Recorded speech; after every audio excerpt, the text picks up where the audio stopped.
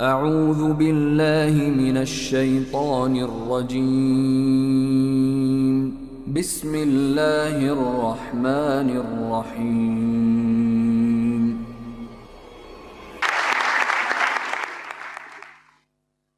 My name is MD Marathe.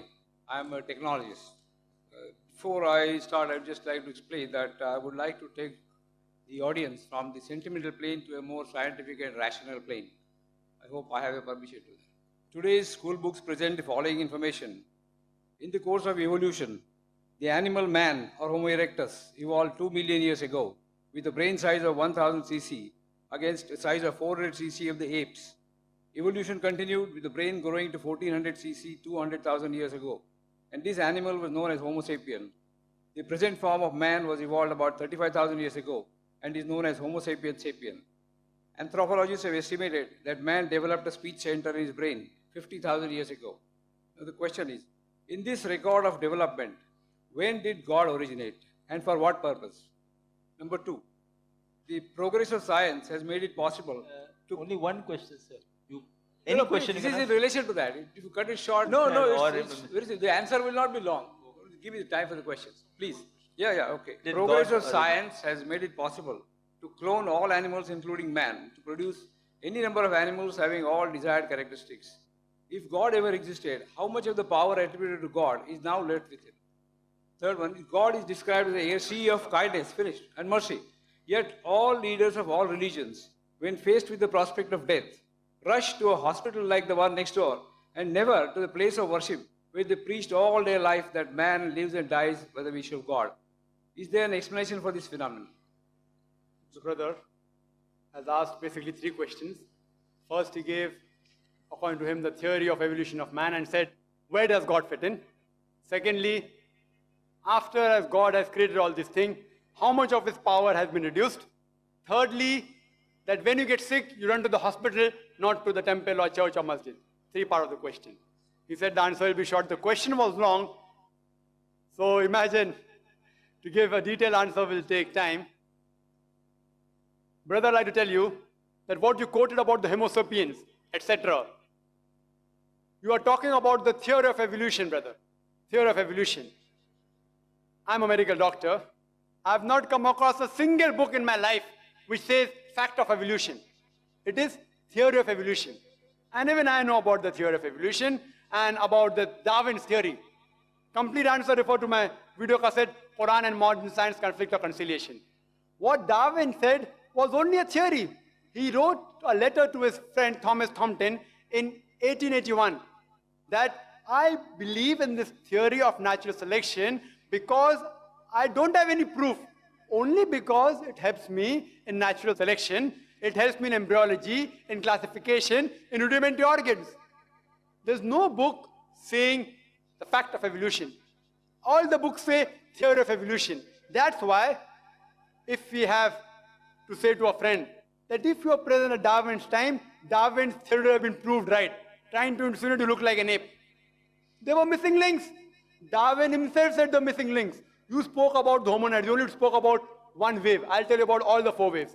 The first wave was Lucy. Lucy was first wave which came 3.5 million years. You talk about 2 million years, I'm telling you what scientists have said 3 million years ago. Lucy. It died out by the Ice Age. The second came the Homo erectus. Homo erectus. About 500,000 years.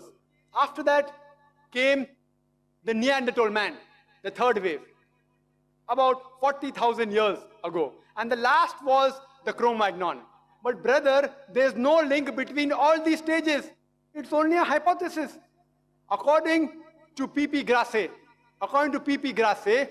who held the chair of evolutionary studies in Paris, in Sorbonne University, in 1971, he said, it is letting our imagination run too wild, just based on vestiges to say who our ancestors were. I do know there are some people who speak about Darwin's theory. I'm a medical doctor, I know about that. But do you know there are hundreds of scientists who speak against it? Few scientists speak in favor, but there are more who speak against it. For the complete answer, refer to my video called Quran Modern Science.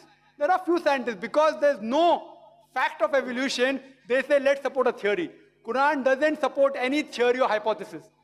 Quran speaks about fact. So regarding your 2 million years, Allah subhanahu wa ta'ala, no beginning. When man came, no one knows the exact date. No one knows. Assumption is it. But Quran says the first man was Adam alayhi salam. First man. And with it came Eve. May Allah be pleased with her. Man hasn't reached that stage. There's not a single statement in the Holy Quran which science has proved wrong yet. Hypotheses go against the Quran. Theories go against the Quran. There's not a single scientific fact which is mentioned in the Holy Quran which goes against established science. It may go against theory. So brother, your thing is only supported by few people, not by the majority. Regarding second part of the question, that if Allah has created all these things, how less His power has become. You can't understand Him completely. As the Quran says in Surah Anam chapter 6 verse 103, He is beyond comprehension. I can give you a simile, not exactly same. An ocean. If you take a drop out of the ocean, how much does the level of the ocean go down? How much? How much? Yet, in spite of this, the difference between Allah becoming less when He creates things and the difference between the level of the ocean becoming less is infinite. The level of the ocean may become 0.00000 somewhere, 0.00 somewhere it will end. But Allah subhanahu wa ta'ala, not even a bit becomes less. He is all powerful. That's Allah subhanahu wa ta'ala. If such a God who becomes less, we don't worship such God who becomes less, keeps on creating, He will sometime lose His power. So this God is eternal, absolute. As I said in my talk, He is absolute and eternal. Everything depends on Him. He doesn't depend on anything. Where did Allah come? Allah was before the universe created. Where does He fit in? Where did He get created? He is uncreated. You ask me the question, where did He come into existence? He is uncreated. It's like you asking me that when I tell that my friend, he told me that my brother Tom, he gave birth to a child. Is the child girl or a boy? I, being a doctor, know very well a man cannot give birth to a child. So where does the question come whether it's girl or a boy? So you're asking me, when did Allah come fit into the picture? Allah is uncreated. Because He is uncreated, the question doesn't arise, when did He come? He is there. Question doesn't arise. Regarding a third part of the question, that when people get sick, they run to the hospital. They don't run to the temple. They don't run to the mosque, not to the church. The brother may not be knowing all the people. I am a doctor, I know. That when the doctors give up, the thing we doctors say,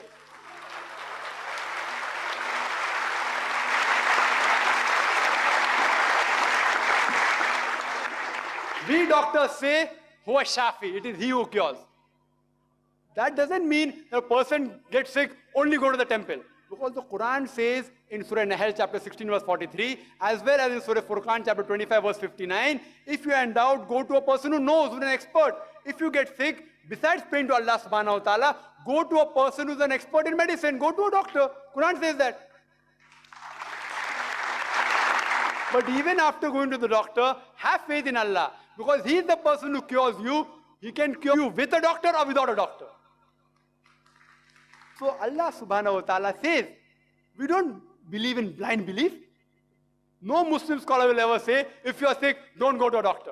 Go to a doctor, but finally, who cures is Allah subhanahu wa ta'ala. That's why all the doctors, when all their brain, all their science, all the medicine fails, they say, it is only Allah who can save you.